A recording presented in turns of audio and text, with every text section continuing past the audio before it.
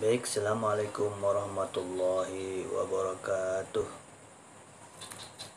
Bismillah, Bismillahirrahmanirrahim. Alhamdulillah rabbil alamin. Wassalatu wassalamu ala asyrafil anbiya'i wal mursalin Sayyidina wa maulana Muhammadin wa ala alihi wa sahbihi ajma'in. Rabbi shrah li sadri wa yassir li amri wahlul 'uqdatam min lisani yafqahu qawli. Rabbi zidni ilma warzuqni fahma birahmatika ya arhamar rahimin. La haula wala quwata illa billahil aliyil azim. La haula wala quwata illa billahil aliyil azim. La haula wala quwata illa billahil aliyil azim. Shadaqallahu azim. Gimana kabarnya anak-anak ustaz sekalian? Sehat? Alhamdulillah. Semoga kita selalu diberikan Allah kesehatan, baik kesehatan jasmani maupun rohani, sehingga kita dapat selalu mengikuti pelajaran SKI secara daring. Baik, sebagaimana biasa, sebelum pelaksanaan pembelajaran pada hari ini, alangkah baiknya kita membaca sholawat dulu ya. Nah, sholawat kamilah yuk sama-sama. Ustaz di sini membaca, kalian juga membaca di rumah. Dimulai dengan bismillah. Bismillahirrahmanirrahim. Allahumma salli salatan kamilatan wa salim salaman taman ala Sayyidina Muhammadin alladhi tanhallu bihil uqadu wa tanfariju bihil kurrabu wa tullah bihil hawaiju wa tunalu bihil rawa ibu wa husnul khawatimi wa yusasal ghamamu biwajihil karimi wa ala alihi wa sahbihi fi kulli lamhati wa nafasin bi'adadi kulli ma'lumin lak. Semoga dengan berkat selawat kepada Nabi Muhammad, dosa-dosa kita diampuni Allah, dosa kedua orang tua kita, guru-guru kita, jiran-jiran tetangga kita, kaum muslimin dan muslimat, semoga kita dimasukkan Allah ke dalam surganya beribadah dengan buat Nabi Muhammad. Amin. Baik, pelajaran SKI kita hari ini membahas tentang cara Nabi Muhammad SAW membina masyarakat Madinah dalam bidang agama. Nah, halaman 29 bagian C. Buka bukunya halaman 29 bagian C. Nabi Muhammad SAW membina masyarakat Madinah dalam bidang agama. Di sana dibahas tentang bagaimana cara Nabi Muhammad mempersatukan kaum Ansor dengan Muhajirin dalam persaudaraan Islam yang kokoh. Nah, di sana banyak tahapan-tahapan. Terlihat tuh di sana tahapan-tahapan yang dilakukan Nabi Muhammad SAW untuk mempersatukan kaum Ansar dan Muhajirin agar Islam mereka tidak terpecah belah, tidak saling bermusuhan. Nah, akhirnya apa? Islam kuatlah di zaman itu. Kita baca tuh halaman 29 bagian C. Setelah Nabi Muhammad SAW dan kaum muslimin datang ke Madinah, bagian C tuh kita baca. Setelah Nabi Muhammad SAW dan kaum muslimin datang ke Madinah, mereka segera membangun landasan utama. Nah, jadi setelah Nabi Muhammad nih berhijrah ke Madinah, datang ke Madinah, mereka bergegas kita bersegera membangun landasan. Pasti landasan yang mereka bangun. Nah, landasan utama yang mereka bangun agar terbentuknya sebuah negara Islam.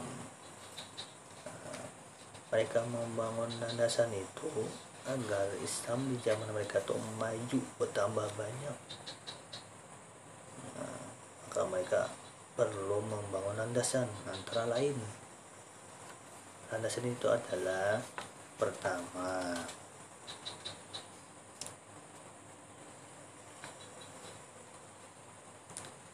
landasan yang pertama ialah tuh dalam bidang agama.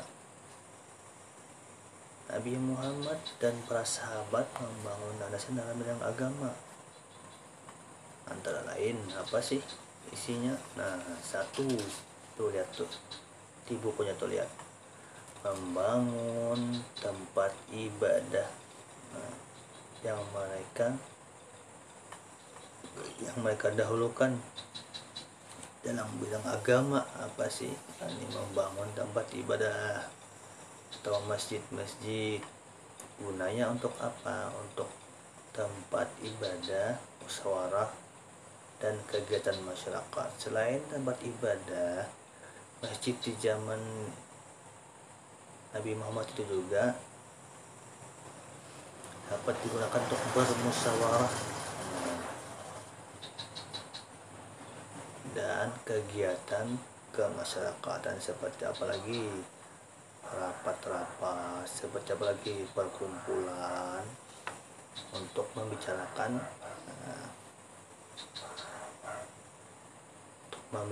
masalah-masalah yang belum diselesaikan di masyarakat. Nah, itu gunanya mereka membangun masjid.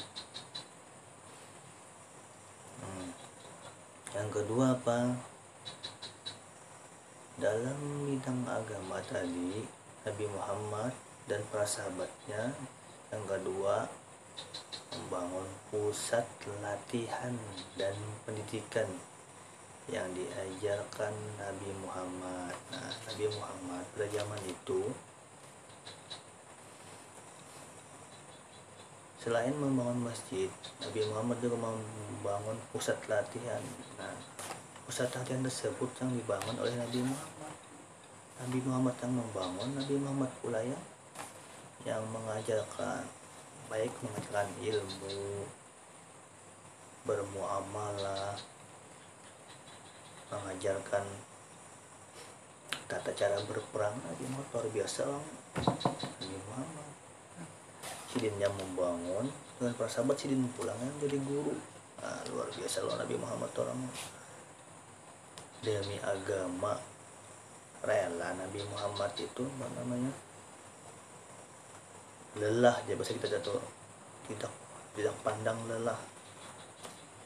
Nah, Nabi Muhammad orangnya sama kita teman kita ada harapan kita. Soalnya kita itu orangnya pamer. Baik, kita lanjutkan. Yang ketiga yakni menampung kaum muhajirin dari Mekah yang kehabisan bekal. Nah, yang keempat, untuk mengadili suatu perkara yang belum diselesaikan. Nah, dalam bidang agama itu yang Nabi Muhammad dorong, yang Nabi Muhammad bangun dalam bidang agama. Kemudian dalam bidang sosial diantaranya maksudnya sebagian aja yang saya ambil ya, sebagian aja saya ambil nih tuh, buka halaman 31 tuh, 31 dan 32. Ini sebagian aja yang saya ambil ya. Nah, dalam bidang agama Nabi Muhammad membangun apa yang Nabi Muhammad bangun, apa yang Nabi Muhammad ciptakan, yang Nabi Muhammad tekankan. Nah, satu, kaum muslimin harus saling bekerja, saling bekerja sama dalam menebus orang yang ditawan dengan cara yang baik dan adil. Nah, artinya apa? Artinya tuh sama-sama dalam menebus tawanan. Karena tawanan itu merupakan salah satu saudara kita juga, kata Nabi Muhammad kan. Nah, perlu kita tebus. Kalau zaman Nabi Muhammad kan menebus, kalau budak-budak tuh ditebus, nah diambil kembali dari orang lain. Kemudian kaum muslimin tidak boleh membunuh muslim yang lain karena membela orang kafir. Nah, maksudnya apa? Gara-gara kita membela orang kafir,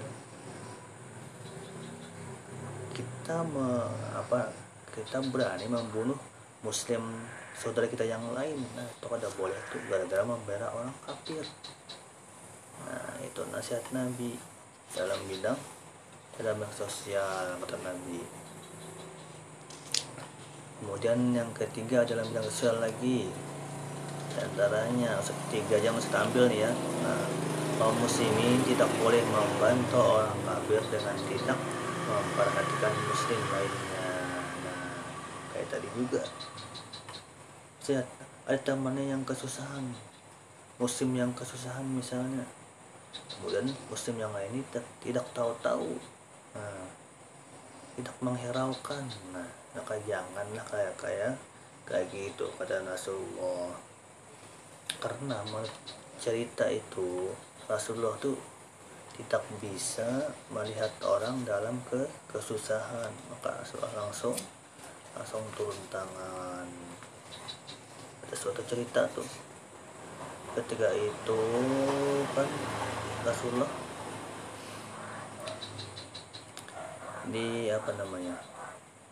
diomongin orang lain.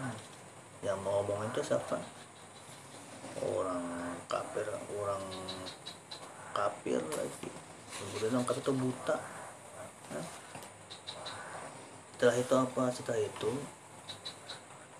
Rasulullah tuh, karena dia orang miskin, yang buta ini orang miskin, tetap aja Rasulullah tuh mengasih makan. Padahal menyambati Rasulullah tuh,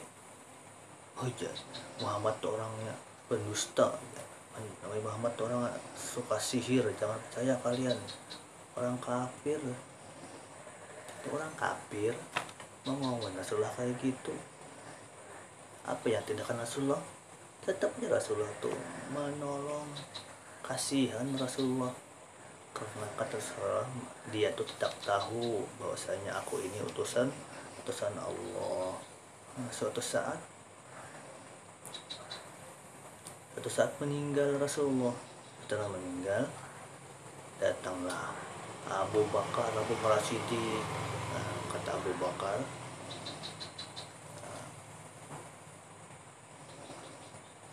kata Abu Bakar, bilang sama istrinya Siti Aisyah, kata Abu Bakar, apa pekerjaan Rasulullah yang belum aku kerjakan?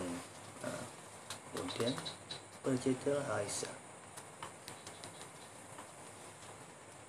Nabi Muhammad tuh, wahai Abu Bakar, kata Aisyah, itu ceritanya ya, pernah dulu mengasih makan seorang yang kafir, orangnya pengemis, buta, di ujung sana kata Aisyah. Nah, setelah itu apa? Ditangi oleh Abu Bakar. Setelah ditangi, disuapin yang pengemis tadi oleh Abu Bakar sambil ngomongin Rasulullah. Wah, kamu pemuda, kata yang pengemis buta tadi, kamu jangan percaya sama Muhammad itu orang pendusta, kata pengemis tadi kan. Dia tuh suka punya sihir. Nah, setelah apa? Muka Abu Bakar langsung masam, langsung merah. Kata Abu Bakar, mau marah ini, kata Abu Bakar, ini orang perlu dikasih pelajaran, kata Abu Bakar. Tapi Abu Bakar tidak mau. Setelah itu apa? Kemudian berkatalah yang pengemis tadi, kamu ini siapa, kok beda mengasih makannya sama yang biasanya? Beda karena apa? Diceritakan dalam riwayat itu Nabi Muhammad mengasih makan itu dikunyah Nabi Muhammad dulu di mulut Nabi Muhammad, baru dikasih sama pengemis tadi. Ini kan lemah enak kan, tapi kalau Abu Bakar langsung dimakankan sama pengemis tadi. Nah beda. Nabi Muhammad orangnya luar biasa ya, sudah diomongin orang dibaikin lagi oleh Nabi Muhammad. Kalau kita beda, kalau kita itu sifatnya Rasulullah, kasih sayang sama orang lain. Terus sedikit cerita ya, agar kita tahu sifat Rasulullah kayak gitu. Selanjutnya dalam bidang ekonomi, Nabi Muhammad bangun apa? Pertama, dalam berdagang dilarang bersumpah palsu, kata Nabi Muhammad. Kedua, membantu saudara yang membutuhkan. Nah, tuh. Kita harus sekolahan kayak gitu juga. Kalau ada teman yang kesal, kita bantu. Jangan kita maunya menang sendiri, maunya pintar sendiri, bawaan dong. Nah, kata guru Ustadz tuh kayak gitu. Kalau kalian mau masuk surga, bawaan, jangan mau sendiri aja. Nah, kayak gitu. Sama ini, membantu saudara yang membutuhkan. Kalau misalnya contohnya nih ya, kalau di sekolahan tuh teman gak ada pulpen, gak ada pensil, dipinjamin. Kalau misalnya teman itu gak punya uang buat jajan, mau berhutang sama kita, dihutangin. Atau kalau perlu kita kasih uangnya. Nah, kayak gitu, saling membantu. Yang ketiga, tidak boleh menggunakan uang riba. Nah, yang keempat, berdagang dengan benar dan jujur. Yang kelima, tidak boleh menimbun dan melakukan monopoli. Menimbun itu maksudnya apa? Nyetok barang. Nah itu, nyetok barang dan monopoli. Nah kemudian apa? Dimonopoli harganya, dilarangkan harganya, karena barang itu ada sama kita aja misalnya ya. Nah kita timbun, kita larangin harganya. Nah kada boleh. Nah kita kayak gitu. Kemudian yang dalam bidang pertahanan, diantaranya ialah, diantara itu sedikit aja, saya ambilnya tiga buting aja. Nah, itu ada aja tuh, baca aja di bukunya, ada tuh banyak tuh dalam bidang tahanan tuh, ada 12 sama 34 tuh ya. Yang Nabi Muhammad bangun dalam bidang pertahanan ialah apa? Nih, satu orang yang bersalah nih, akan dituntut dan dihukum. Kemudian nomor 2, orang Yahudi akan bergabung dalam mempertahankan kota Madinah. Dan yang ketiga, semua suku Quraisy, suku Madinah maupun dari mana saja, semua satu negara. Maksudnya apa yang tiga ini? Nah, maksudnya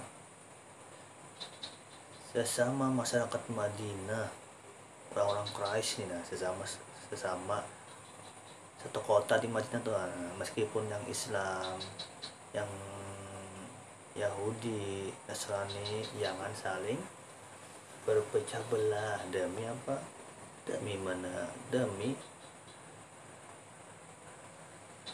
menjaga kota Madinah agar tidak terjadi kekacauan. Contohnya kan kita di Indonesia nih, banyak kan agama kita, agama Islam, Hindu, Buddha, Tionghoa, Kristen dan sebagainya. Nah, maka kita tidak boleh saling bermusuhan. Karena apa? Kalau kita saling bermusuhan, nanti negara Indonesia ini akan pecah belah, hancur gara-gara apa, perselisihan pendapat dan sebagainya. Nah, makanya kan Islam sebagai kita ini sebagai orang Islam menjadi contoh bagi agama lain. Nah, jangan kita yang mendahulukan menimbulkan kekacauan. Nah, tidak boleh. Paham tuh? Nah, insyaallah ya. Nah, tadi dalam bidang pertama ini Nabi Muhammad membangun masyarakat Madinah itu tuh dalam bidang agama, tadi dalam bidang sosial, terus dalam bidang ekonomi Muhammad membangun, dalam bidang pertahanan ada tahap-tahapannya. Berarti apa maksud pemahamannya? Nabi Muhammad memang cerdas orang. Adanya dalam bidang agama aja Nabi Muhammad menguasai seluruhnya, ekonominya, pertahanannya, sosialnya, agamanya Nabi Muhammad menguasai. Artinya apa? Makanya Nabi Muhammad tuh 4 sifat Nabi Muhammad: sidik, amanah, tabligh, amanah. Nah, artinya apa? Kita buat dalam yang 4 tuh sifat Nabi Muhammad: cerdik, nah, pintar. Berarti apa bahasanya tuh Nabi Muhammad itu? Kalau apa ini bahasanya nih? Berarti Nabi Muhammad tuh kalau mau berbuat kebaikan, babawaan, kata orang tuh gitu, babawaan. Ada mau sorangan aja, enak nyaman sorangan aja, kata Nabi Muhammad. Dah, situ dulu ya teman kita. Nah, tugas di rumah silakan dikerjakan. Tugas